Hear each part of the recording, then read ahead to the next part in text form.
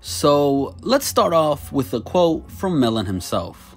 ASAP Mob, I've come to the conclusion that they are easily the most overrated rap crew in hip-hop history. Collectively, they've never had a good or solid project. They don't really, as a group, have a cohesive sound or style. Up until this point, they've shown very little in the way of collective artistic chemistry. Only a select few of the members of the group are actually entertaining to listen to. ASAP Nast, ASAP Ant, ASAP 12y, you might as well take a sleeping pill when you listen to these dudes. And good luck telling them apart most of the time too. And the Mob's relevancy thrives mostly on the individual relevancy of their biggest members, Rocky and Ferg. And now Playboi Carti, who I actually forgot was even sort of a part of the ASAP Mob when tracks like Magnolia were doing numbers. Described as a lifestyle by the since exiled ASAP Bari, all signs suggested that ASAP, no matter what it truly meant, was an ideology that its members took to heart. Operating as a commune, this mentality was best captured by Rocky himself on his breakout hit Peso, as he famously spit, ASAP, Stevie got it on his sleeve, but I got it on my chest, this is what I breathe. Unencumbered by regional East Coast identity as they've known it, Rocky's incredible debut mixtape, Live Love ASAP, set the benchmark for the crew and the vice-like grip that they hold on pop culture at their peak. Yet, in the years that have followed, most of the group's output has fallen below the high bar set by that enchanting Clams Casino heavy record. And in many ways, they've arguably deviated from the initial goal that was set out by Yams himself, resembling less of a celebrated dynasty and more of a disjointed mishmash of artists experiencing varying levels of success. In fact, they haven't even lived up to the revised plans that ASAP 12y put forth during 2017's Cozy Tapes Volume 2 listening party. We're trying to lock down every generation, he informed W. We're coming for the Teen Choice Awards, the Disney Channel Awards. There are no boundaries, added Rocky. Most people's rap careers only last for 2 years. We just want to let you know we're here to stay. As seen in Anthony Fantano's scathing critique, there's been no shortage of oxygen given to the idea that ASAP Mob has underdelivered. Yet, what's merited less analysis is that, even since its earliest days, where their late visionary presided over the crew, there was a tendency to create unrealistic expectations that have only worsened when seen in the rearview mirror.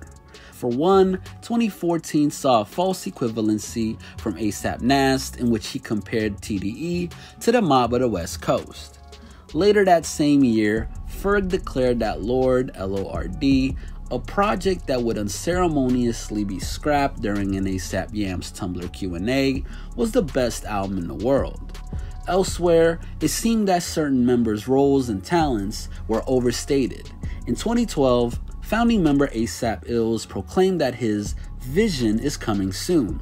Clothing line, short films, little automobile things. To date, little to none of that has actually materialized.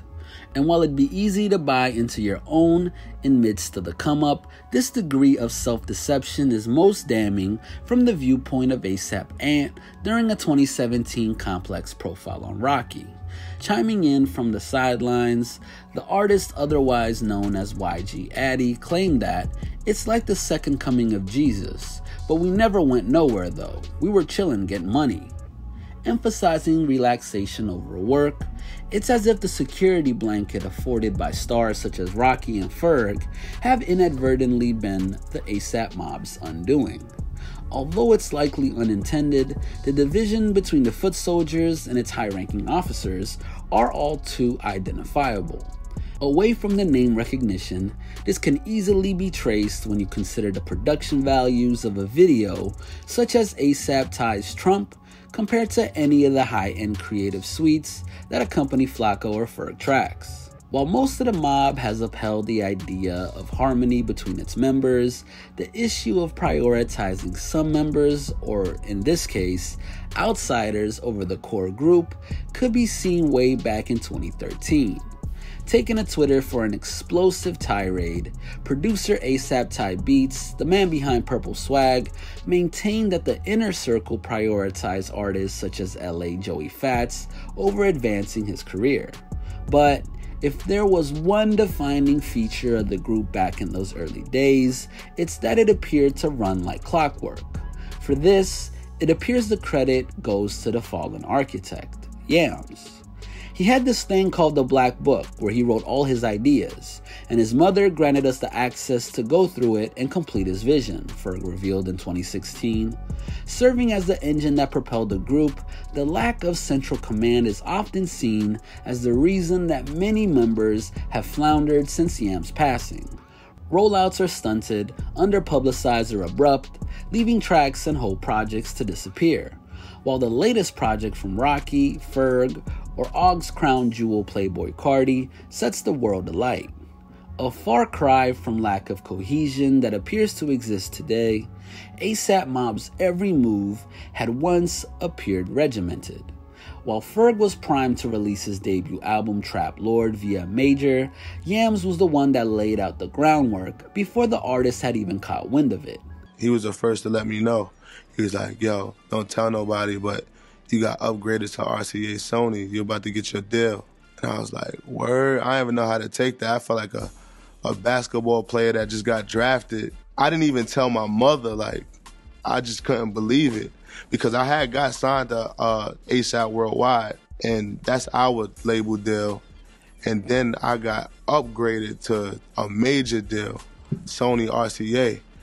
And that was like me becoming LeBron or some shit. You know what I'm saying? As well as Ferg shedding light on the concept of a label-mandated Division I and Division II within the mob, his comments hint at a graduation process that, since Yam's untimely death, has been non-existent. Away from Carti bringing a healthy dose of eccentric Atlantan flavor to the group through Ogg, most of its members have been leveled out. When you're in close proximity of a bright star, or in Rocky's case, a supernova, it's only natural that things in the background will appear dimmed in comparison. From his mainstream ascent onward, Rocky's charisma and ability to foster close ties to other transcendent artists ranging from Drake to Lana Del Rey, as well as his alignment with high fashion, has set a precedent that others couldn't equal. Dwindling as a creative superpower, the prominent enlistment of stars from outside the ASAP bubble on the Cozy tapes exemplifies their lack of appeal. While reports from Yams Day 2020 suggest that less of an onus is placed on the mob than ever. And yet, the blame can't be solely placed on the shoulders of their successful brothers, as when it comes down to it, Rocky and Ferg are still intertwined with the group every single time the acronym appears on a high-profile fashion blog or as a prominent feature.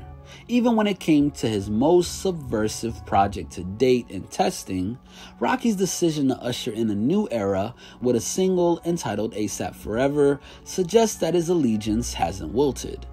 But for all that Yams had envisioned a hive mind of creatives that flourish in their own lanes, the ASAP machine isn't anywhere near as self-sustainable as they'd envisioned.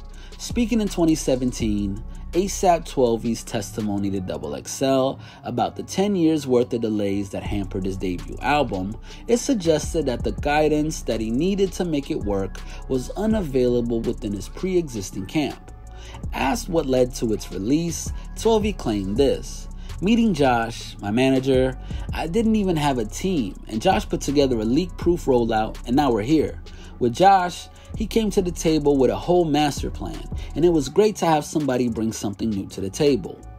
From ASAP Ants and Marino Infantry to the late Jay Scott and ASAP Lou's Cozy Boys, and 12E's last year being broke, forming your own splinter brand under which to develop your art is a common occurrence within their ranks. Tellingly formed in 2017, the latter has since been repurposed as last year being broke, but 12E has, again, been eager to spotlight an external force's role in guiding his career.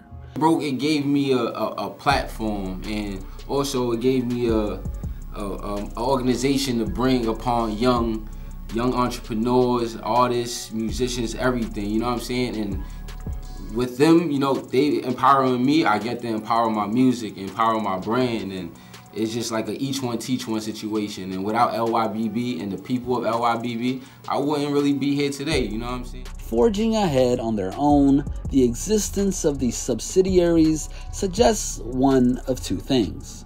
Either the ASAP mob machine wasn't fit for purpose, or many enterprising minds were all attempting to coexist under one insubstantial umbrella. However, what the existence of their own camp proves is you can't rely on the ASAP framework to uplift your career. For some that have been left out on a limb with little discography to show for it, it seems that the safety net of the ASAP name allowed complacency to set in. Meanwhile, those letters are something that latter-day affiliates such as Playboi Carti and, to a lesser extent, Smokey Margella have flourished without. As a result, it was easy to dismantle ASAP Mob's early claims of an impending revolution, and as the years have trickled by, allowing fans and critics to diminish their reputation. But in the same vein as Wu-Tang, Odd Future, Raider Clan, or any crew that's seen members go on to drastically different paths, the name is a launch pad. What you choose to do with it afterwards is under your control and up to you.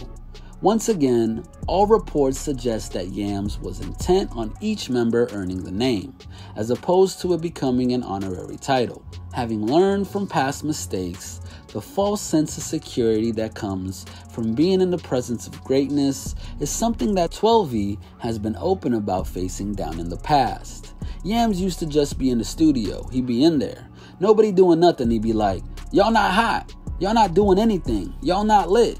We used to just be in there like, what he talking about? But in hindsight, it's like, we really not. We ain't got anything out. Only person that's moving is Flacco, he's your bro, so he never gonna be on it. Now, he is. But before, he used to let you bury yourself. We got a new mentality. Once earmarked for greatness, many of ASAP Mob's lesser members may have fallen out of the cultural microscope, but they're not willing to be defined by their false starts. Deflated, but no means defeated, ASAP Ant captured the optimism that still felt within the lower reaches in April 2020 as he tweeted this: "People always gonna discover my music late, but we in it for the long haul." Perhaps in years to come, ASAP Mob's unsung heroes will have carved out legacies of their own that surpass the journeyman status that they've struggled to shrug off. But for now, it seems that many of the crew have fallen foul of the belief that's informed Rocky's journey to fame and acclaim. People need to be dynamic nowadays, and weird and different is in, he told Gentleman's Journal. Kids understand that. That's the new world, the new economy. Don't be derivative. This has been a Hip Hop Madness original. Make sure to stay tuned and stay up to date with everything we got going on by hitting that subscribe button and notification bell. Oh, and don't forget to follow us on Instagram at Hip Hop Madness and join the movement.